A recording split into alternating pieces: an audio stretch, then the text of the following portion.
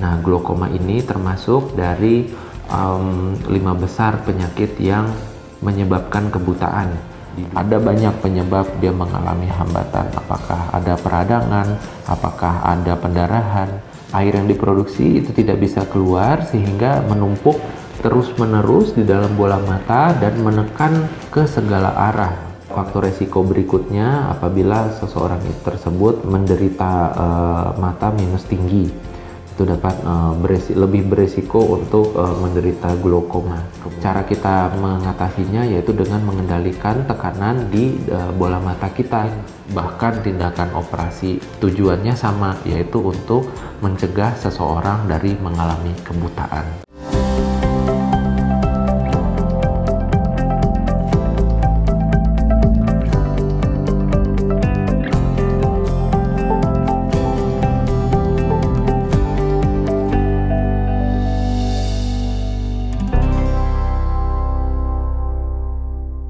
Halo teman-teman Ruang Dokter, jumpa lagi dengan saya Dr. Ahmad Fitra.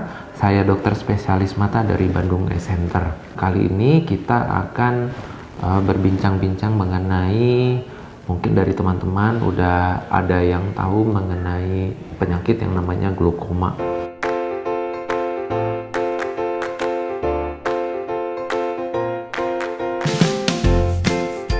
Glaukoma adalah suatu penyakit gangguan pada saraf mata yang sifatnya kronis, yang kadang-kadang dapat disertai dengan tingginya tekanan dari bola mata seseorang.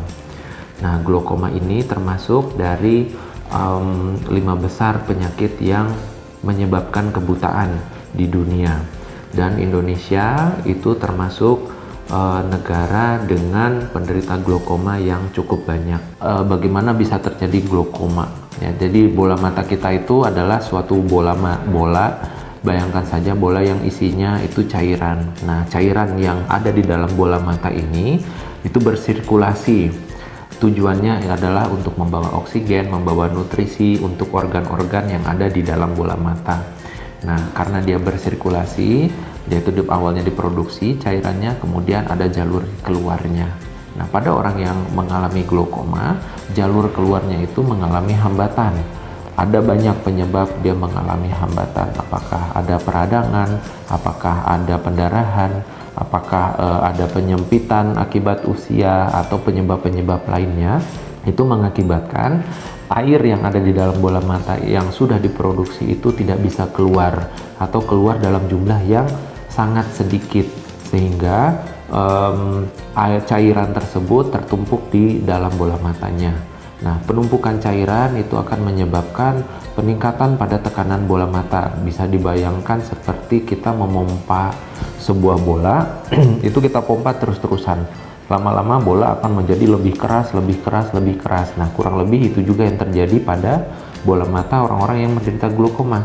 Air yang diproduksi itu tidak bisa keluar sehingga menumpuk terus-menerus di dalam bola mata dan menekan ke segala arah oleh tekanannya yang tinggi itu. Nah, tekanan yang tinggi itu akan menyebabkan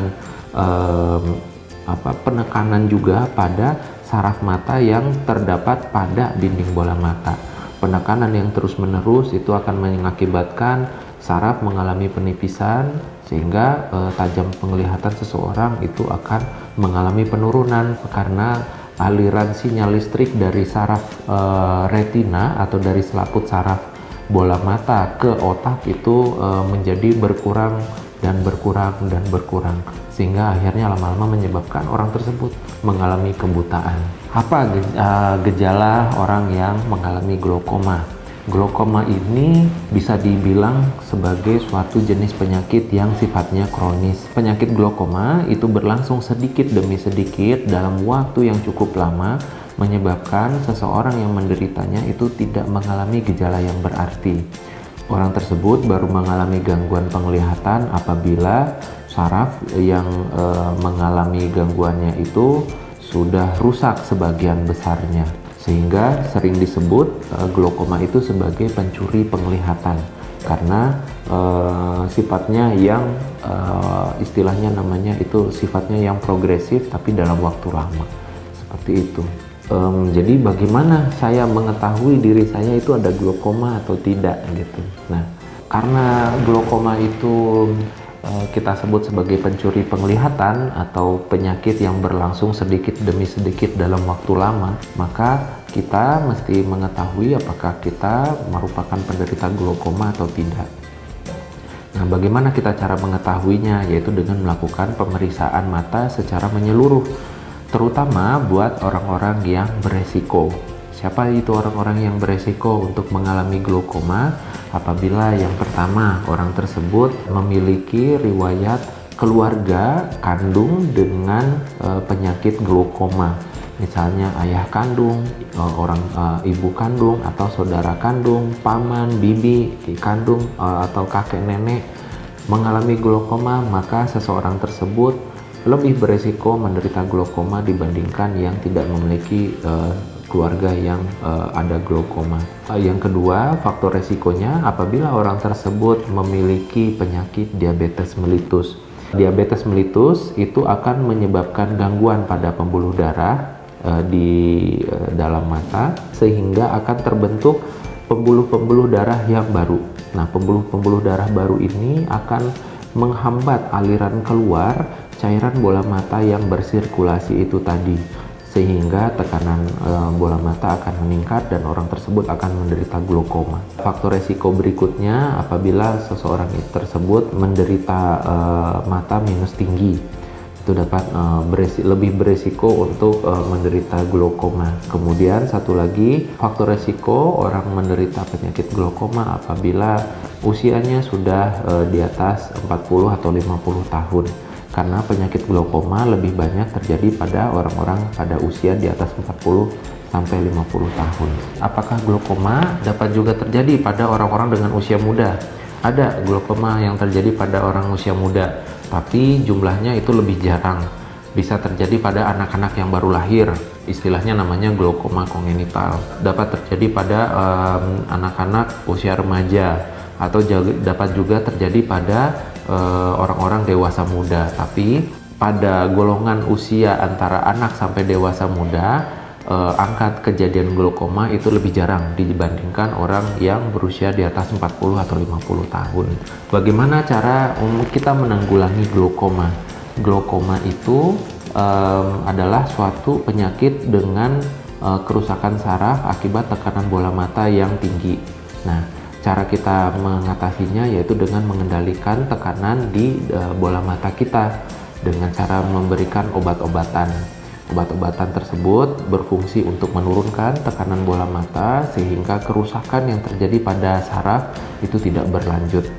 Nah, pengobatan pada glaukoma itu dapat berlangsung dalam jangka waktu lama atau mungkin juga dapat berlangsung seumur hidup, sehingga memang penderita orang-orang yang sudah terdiagnosis glaukoma itu sebaiknya kontrol secara teratur ke dokter mata yang terdekat agar resiko kebutaan akibat kerusakan saraf itu dapat dihindarkan. Apakah pada glaukoma itu dapat dilakukan operasi? Dapat dilakukan operasi pada penderita glaukoma, yaitu pada orang-orang dengan glaukoma yang tidak dapat turun dengan menggunakan obat-obatan saja gitu. Jadi apabila sudah menggunakan obat satu macam, dua macam, tiga macam, ternyata tekanannya tidak turun-turun, maka sebaiknya dilakukan operasi untuk menurunkan tekanan bola mata itu tadi. Ada beberapa macam operasinya. Operasi untuk glaukoma itu ada beberapa macam tergantung dari kondisi glaukoma yang terjadi pada seseorang. Nah, itu nanti dapat dikonsultasikan dengan dokter mata yang terdekat.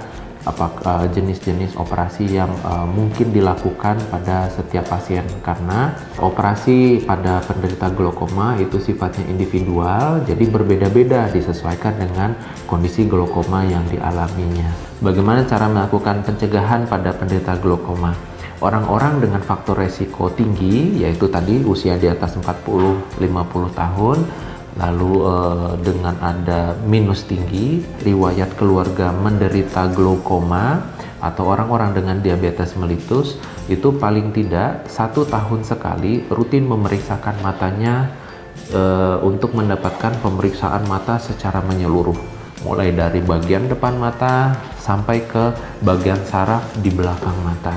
Dengan kita melakukan pemeriksaan secara menyeluruh, ditambah juga untuk glaukoma dengan pemeriksaan lapang pandang dan pemeriksaan saraf lainnya, itu nanti dapat diketahui seseorang menderita glaukoma atau tidak. Apabila seseorang menderita glaukoma, maka akan segera dilakukan tindakan, apakah itu pengobatan atau mungkin bahkan tindakan operasi. Tujuannya sama, yaitu untuk mencegah seseorang dari mengalami kebutaan. Bisa diambil kesimpulan, glaukoma memang pencuri penglihatan, tapi dengan kita melakukan deteksi dini pada orang-orang yang beresiko glaukoma dan memberikan terapi sedini mungkin, itu dapat mencegah glaukoma dari mencuri penglihatan kita. Ya, kira-kira itu yang bisa saya sampaikan. Apabila teman-teman ada pertanyaan atau komentar, dapat dituliskan di kolom di bawah. Terima kasih, sampai jumpa.